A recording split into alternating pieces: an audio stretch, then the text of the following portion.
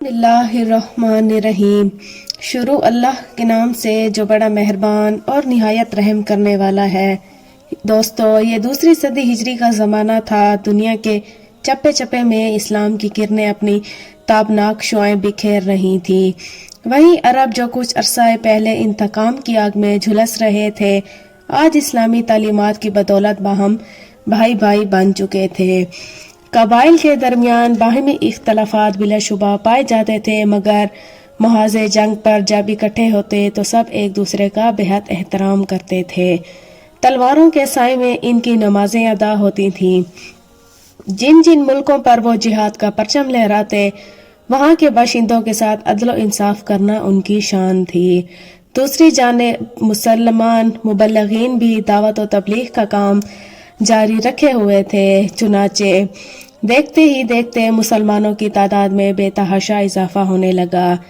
دوسری صدی ہجری کے آخر میں مملکت اسلامیہ کی ہاتھ میں آئی تھی، خلیفہ ہارون رشید کے ہاتھ میں آئی تھی۔ دنیا کے گوشے گوشے سے مسلمان بیت اللہ شریف کا حج ادا کرنے کے لیے آ رہے تھے۔ مکہ مکرمہ میں پانی کی کمی تھی۔ حجاج کرام اور اہل مکہ بڑی مشکل سے کسی طرح پانی کا بندوبست کر پا رہے تھے۔ اسی زمانہ میں ملکہ زبیدہ بنت جعفر حج کی ادائیگی کے لیے مکہ مکرمہ آئی ہوئی تھی۔ انہوں نے جب اہل مکہ اور حجاج کرام کو پانی کی دشواری اور مشکلات میں مبتلا دیکھا تو انہیں سخت افسوس ہوا۔ چنانچہ انہوں نے اپنے اخراجات سے ایک عظیم الشان نہر کھودنے کا حکم دے کر ایک ایسا ضرب المثال کارنامہ انجام دیا جو رہتی دنیا تک عالم بشریت کو یاد رہے گا۔ ام جعفر زبیدہ بنت جعفر بن ابو جعفر منصور ہاشمی کے خاندان کی چشم و چراغ تھیں۔ یہ خلیفہ ہارون رشید کی چچا زاد بہن تھی۔ ان کا نام امت العزیز تھا۔ ان کے دادا منصور بچپن میں ان سے خوب کھیلا کرتے تھے۔ ان کو زبیدہ دودھ پلانے والی متہانی کہہ کر پکارتے تھے۔ چنانچہ سب اسی نام سے پکارنے لگے اور اصلی نام لوگ بھول ہی گئے۔ یہ نہایت خوبصورت اور ذہین و فطین تھیں۔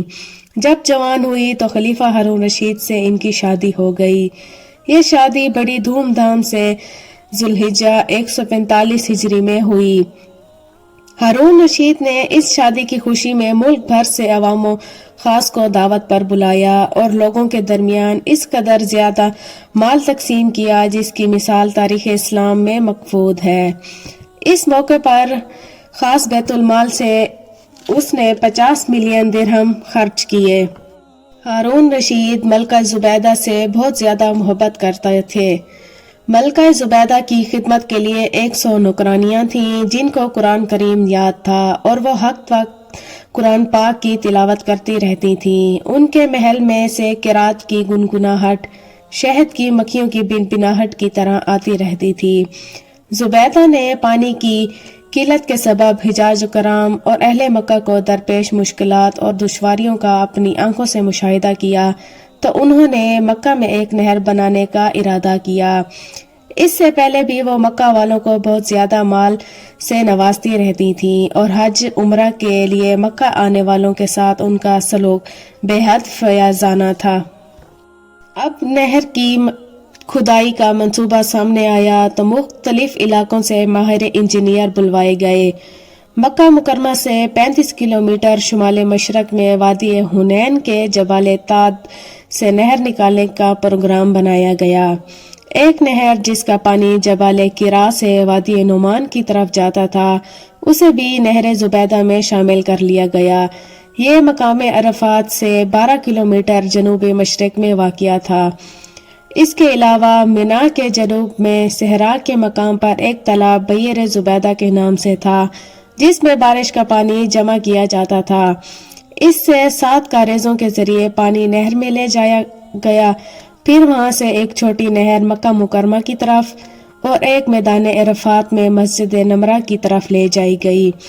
اس عظیم منصوبے پر 17 لاکھ دینار خرچ ہوئے۔ ملکہ زبیدہ نے انتہائی شوق اور جذبہ اخلاص کے ساتھ نہر کی کھدائی کرائی تھی۔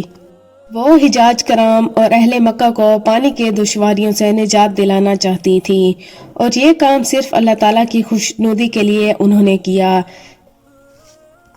اس بات کا اندازہ اس بات سے لگائیں کہ جب نہر زبیدہ کی منصوبہ بندی شروع ہوئی تو اس منصوبے کا منتظم انجینئر آیا اور کہنے لگا، آپ نے جس منصوبے کا حکم دیا ہے اس کے لیے خاصے اخراجات درکار ہیں، کیونکہ اس کی تکمیل کے لیے بڑے بڑے پہاڑوں کو کاٹنا پڑے گا، چٹانوں کو توڑنا پڑے گا، نشیب و فراز کی مشکلات سے نمٹنا پڑے گا، سینکڑوں مزدوروں کو دن رات محنت کرنی پڑے گی، تب کہیں جا کر اس منصوبہ کو پایہ تکمیل تک پہنچایا جا سکتا ہے۔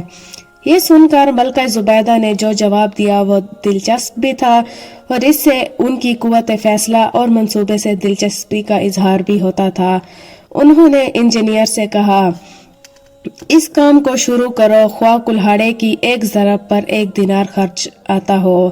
اس طرح جب نہر کا منصوبہ تکمیل کو پہنچا تو منتظمین اور نگراں حضرات نے اخراجات کی تفصیلات ملکہ کی خدمت میں پیش کی۔ اس وقت ملکہ دریائے دجلہ کے کنارے واقع پر اپنے محل میں تھیں۔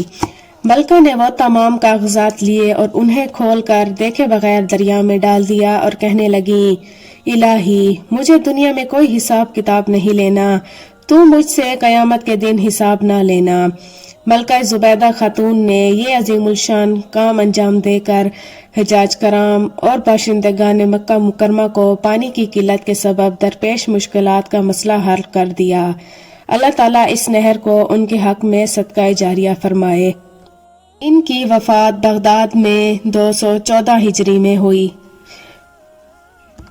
دوستوں، میں امید کرتی ہوں آج کی یہ ویڈیو آپ کو پسند آئی ہوگی۔ ویڈیو کو لائک اور سبسکرائب کرنا نہ بھولیے گا۔ شکریہ۔